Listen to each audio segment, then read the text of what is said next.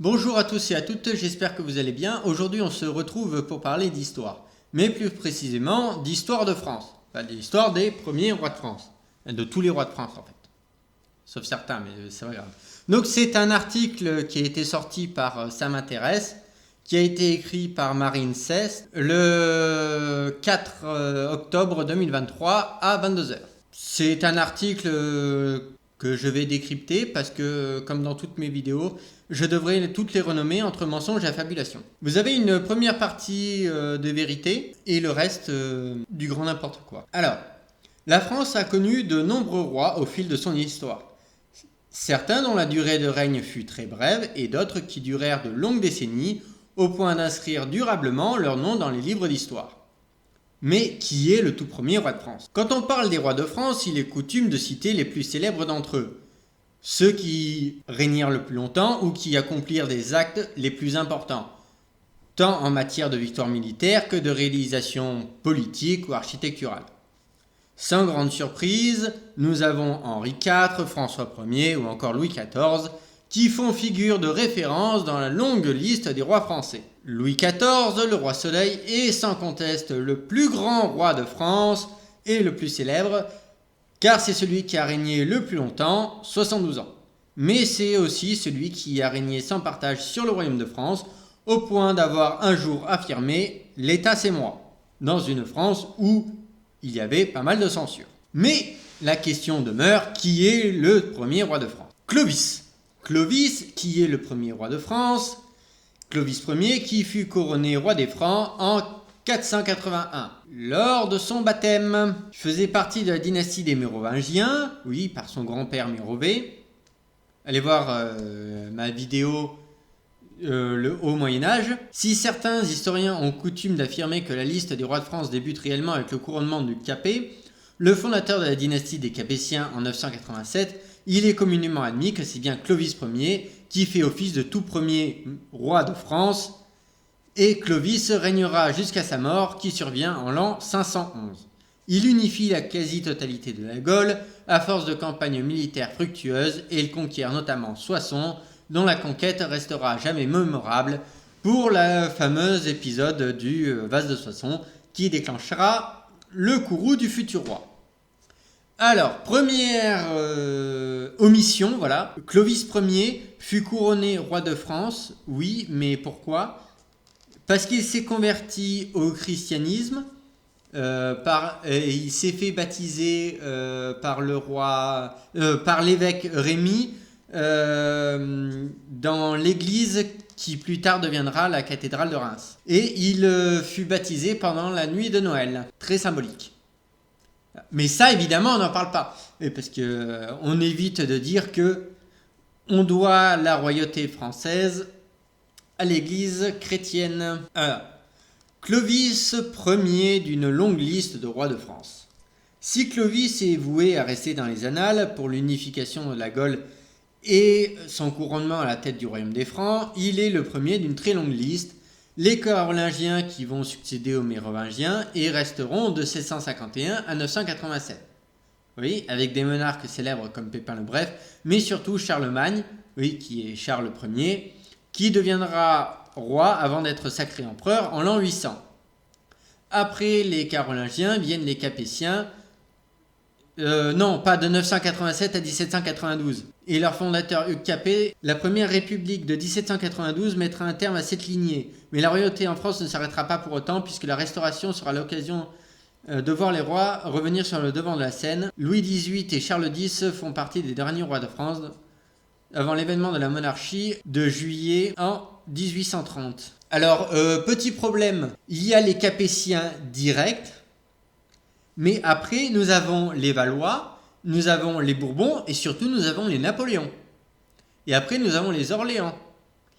Louis XVIII, c'est un Bourbon, mais nous avons le tout dernier roi de France, Louis-Philippe, qui lui est un Orléans.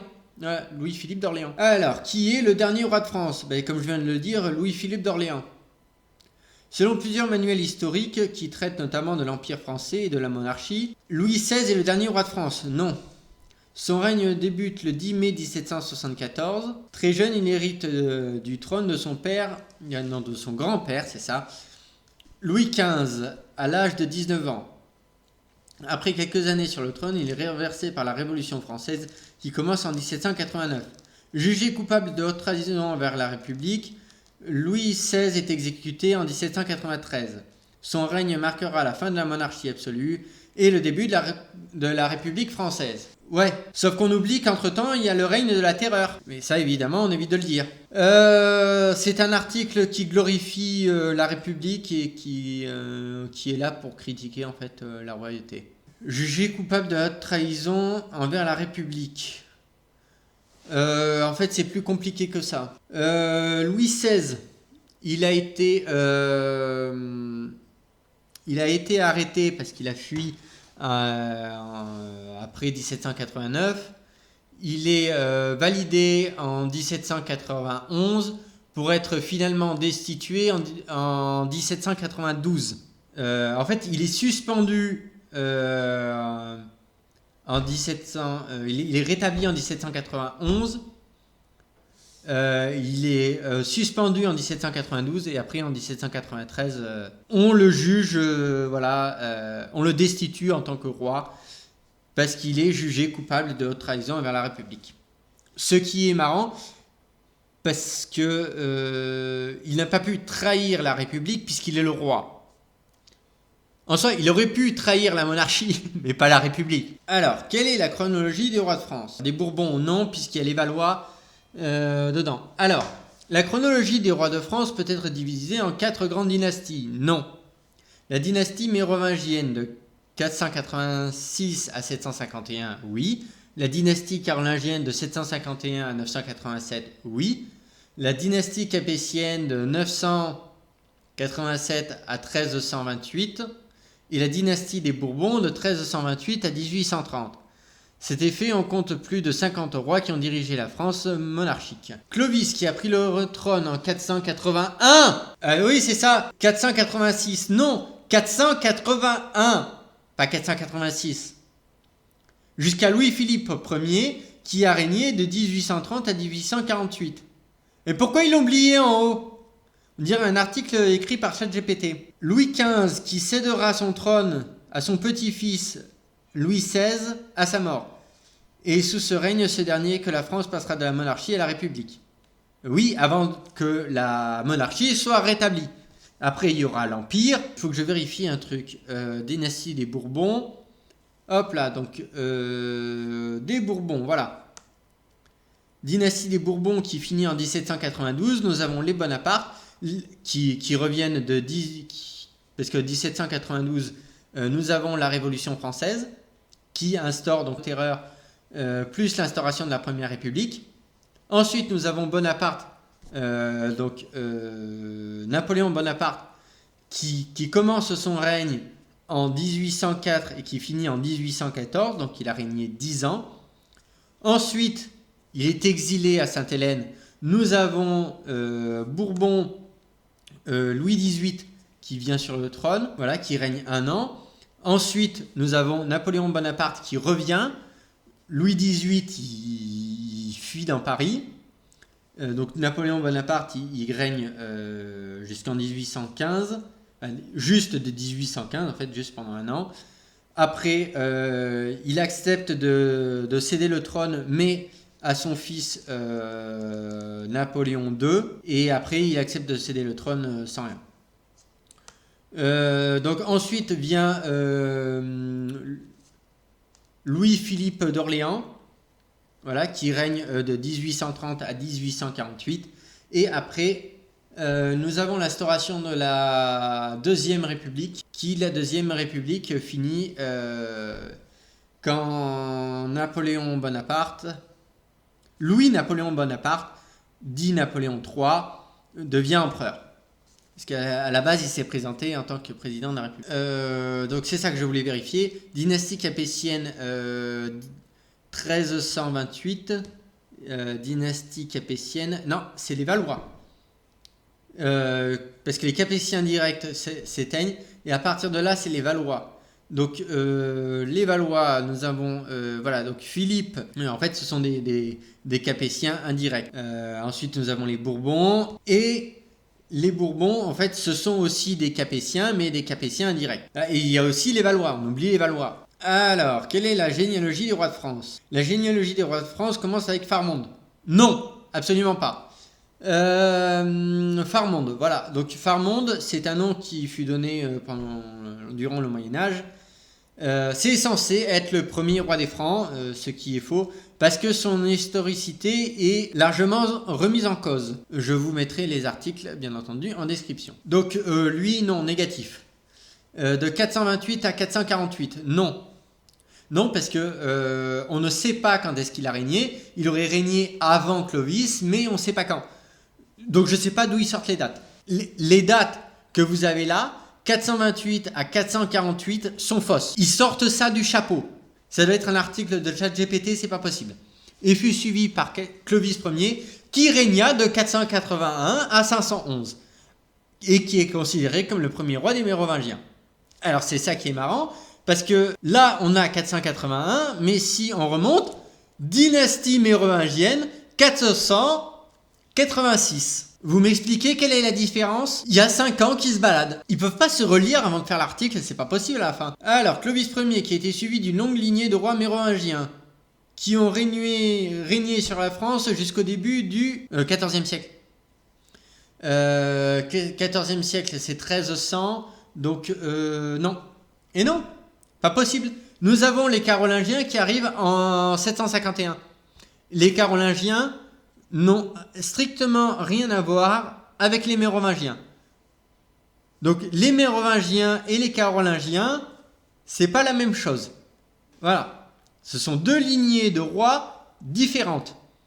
Donc, la lignée des rois mérovingiens qui ont régné sur la France jusqu'au début du XIVe siècle, non.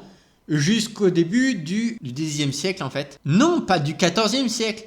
XIVe siècle, c'est les Valois.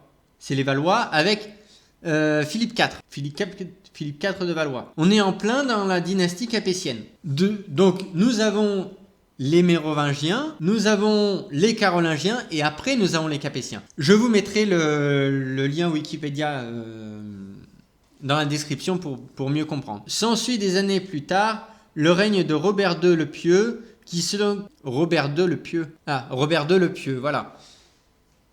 Oui, sauf que lui, c'est un Capétien. Robert II le Pieux est un Capétien et il a régné de 996 à 1031. Donc ce n'est pas un Mérovingien, puisque comme je l'ai dit, c'est un Capétien. C'est un Capétien direct même. C'est le fils de Hugues Capet, qui selon certains manuels est considéré comme le premier véritable roi de France. Non. Et je croyais que c'était...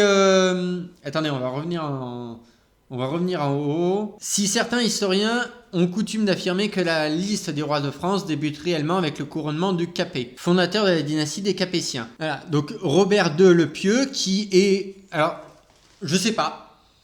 Il faudrait s'accorder, hein. Soit c'est Clovis, soit c'est Hugues Capet, soit c'est Robert II. Soit alors c'est Faramonde. Même ça se dit Farmonde. Faramonde.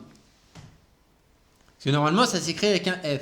Je sais pas pourquoi ils ont foutu PH. Est considéré comme le premier véritable roi de France. Non. Ben non, puisque on l'a dit. Qui est le premier roi de France? Non, ça c'est le dernier. Qui est le premier roi de France? Clovis, premier roi de France. Ils se contredisent dans l'article, c'est pire que le Coran. Le Coran, au moins, c'est caché. Il faut aller dans divers sourates, il faut compiler certains versets de différentes sourates pour voir que ça se contredit. Là, c'est dans un seul et même article. Alors, qu'est-ce que la monarchie française? Allez, dans cette génération, il y aura un nombre incalculable de rois, de princes, de dauphins, jusqu'à 1789, qui marque la fin du règne de la monarchie. Non, absolument pas. Puisque si on revient, voilà, la dynastie des Bourbons qui règne jusqu'en 1830. Et jusqu'à preuve du contraire, 1789, c'est avant 1830. Ou plus simplement, voilà, Louis-Philippe Ier qui a régné de 1830 à 1848. Et lui, c'est un Orléans. Donc non, 1789 ne marque pas la fin du règne de la monarchie, mais 1848. Alors, qu'est-ce que la monarchie française? C'est un système politique basé sur la souveraineté d'un monarque. Elle est apparue pour la première fois en 843, lorsque le premier roi de France, Charles le Chauve, fut couronné. Alors déjà, le couronnement de Charlemagne se fait en 800. Qui a régné en 843? Charles II. Donc on oublie Louis Ier et on oublie Charlemagne, Carloman et Philippe et Pépin le Bref.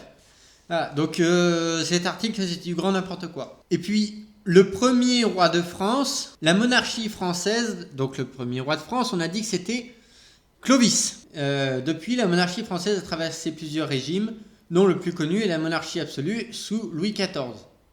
Oui, et on a aussi la monarchie constitutionnelle sous Louis XVI. Et après, Louis XVIII. Quels sont les rois du Moyen-Âge en France? Alors pour ça, je vous renvoie à ma vidéo sur le Moyen-Âge. Ouais, vous avez le Haut Moyen-Âge, le Moyen-Âge classique et le Moyen-Âge tardif. Donc la France a connu plusieurs rois au cours du Moyen-Âge. Le premier roi de France reconnu par l'histoire est Clovis, qui a régné entre 481 et 511. Pour une fois, ils ont les bonnes dates. Il a fondé la dynastie des Mérovingiens, qui a régné jusqu'en 751. Cette dynastie a été suivie par la dynastie des Carolingiens, qui a régné jusqu'en 987, dont le premier roi était Charles le Grand. Non! Alors, Charles le Grand, vous l'avez là, dit Charlemagne. Nous avons deux rois avant. Et le premier est Pépin III, dit le Bref. Que de bêtises, quand je vous disais entre mensonge et fabulation. Charles le Grand, aussi plus connu sous le nom de Charlemagne. Oui, il a été sacré empereur en l'an 800. Après les Carolingiens, d'ailleurs il a été sacré par le pape. Pour cela, je vous renvoie à mes vidéos sur le Moyen-Âge. Après les Carolingiens, la dynastie des Capétiens s'installe sur le trône de France. Le premier de cette dynastie est Hugues Capet. Oui, c'est pour ça qu'on appelle les Capétiens. Il a été couronné en 987. La dynastie des Capétiens est considérée comme l'ancêtre des rois de France et a régné jusqu'à la Révolution française. Considéré comme l'ancêtre des rois de France, non. Par contre, qui a régné jusqu'à la Révolution française, non plus. Parce que c'est des Capétiens indirects. Vous allez me dire, ce sont quand même des Capétiens. Oui, mais dans ce cas-là, ils se seraient appelés Capet et non Bourbon ou Valois. Voilà. Alors, ben justement, il le marque juste en dessous. 1300, fin du règne des Capétiens et début du règne des Valois, jusqu'à la dynastie Bourbon. Ils pouvaient pas le mettre en haut. Ils ont écrit l'article comme ça. Et puis après, ils se sont pas dit, bah tiens, on va relire pour savoir si c'est cohérent. Après les Capétiens, la dynastie des Valois vient au pouvoir. Cette dynastie fut fondée par Philippe IV. Le premier roi de France issu de la dynastie des Valois.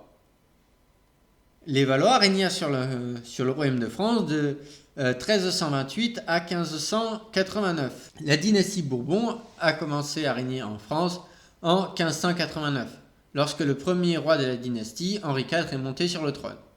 La dynastie Bourbon a été le plus long règne de la monarchie française, s'étendant sur plus de 3 siècles et demi jusqu'à la Révolution française.